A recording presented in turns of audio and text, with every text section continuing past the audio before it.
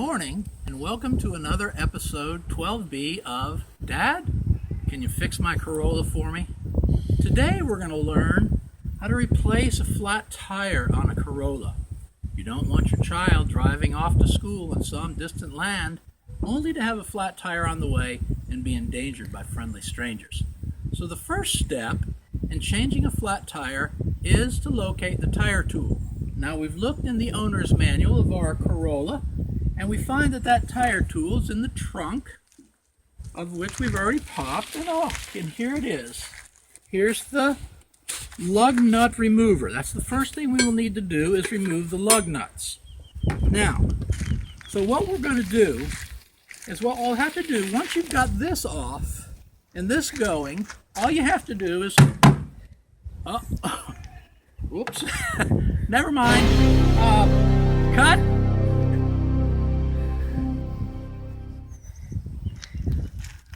Welcome to episode 12B of how to fix or repair a taillight on your daughter's Corolla. This was done accidentally in our last video. So what we will do is we must pause the video and order a part from J.C. Whitney. So we'll pause the video for a minute.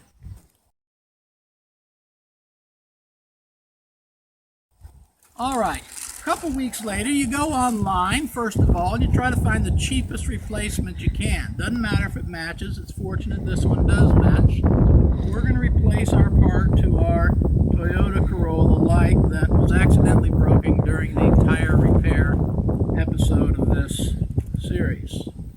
Okay, now we have our part, replacement tail light for the Toyota Corolla, and as we look into our instructions, we find we only need 2 tools. That rarely works.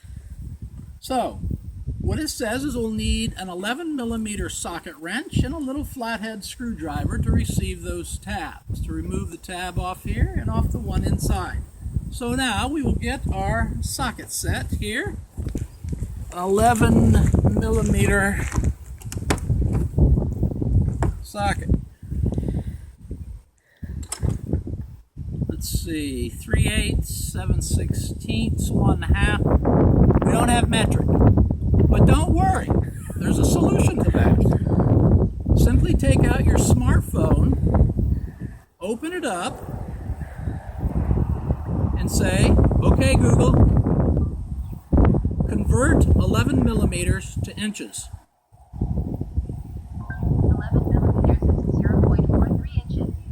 So 11mm is 0.43 inches. So now I go back to my socket set, and I don't have 0.43 either.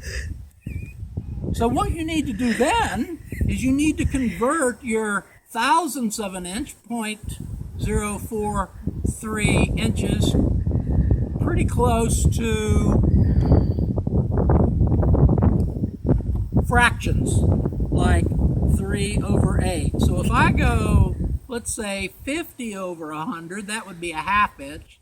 If I went 40/100, what would that be? 4/10 to, that gets too tricky.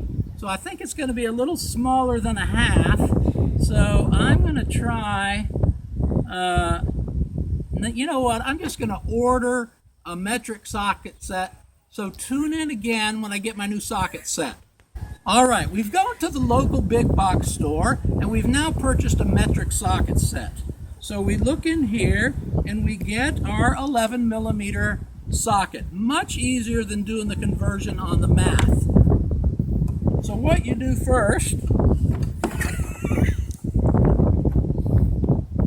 don't break the new taillight with your socket set. That's a caution. Always wear safety goggles when doing hard work. But this is not hard work, so we are not going to wear safety goggles. The first thing I always like to do, other than scraping the bumper, is to make sure that this thing really fit. Make sure this thing really fits. So I've got to pull these plugs off here like this to access it. So I simply pull forward, pop these off the buttons. Some of you would even think I've done this before. And lo and behold, there's the little connectors we have.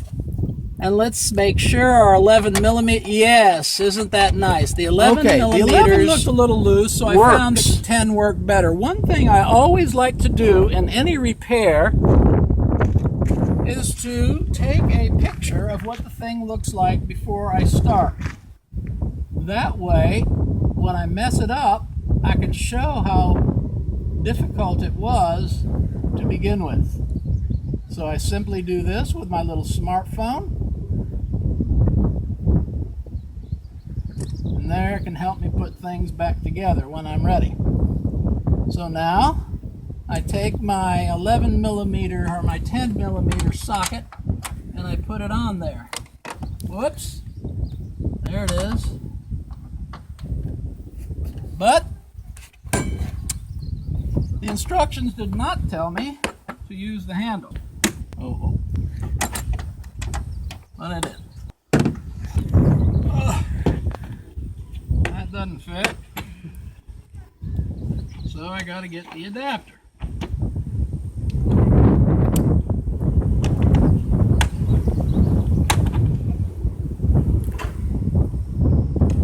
And we will remove these 3 10 millimeter bolts like that. 1. Go ahead and pause. And then you got a little clip right here that you push in like that. And that slips right out there. There we go. There's the old part. And here's the new part. Fortunately, this one comes with its own nice new washer. So that'll make it nice and easy. So what we'll do, we'll just do it backwards. We'll clip that thing back in there. Like that. We'll put it back in here. Come see.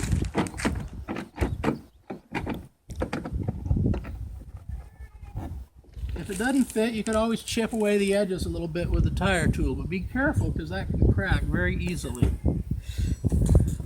And then what you simply do is you replace your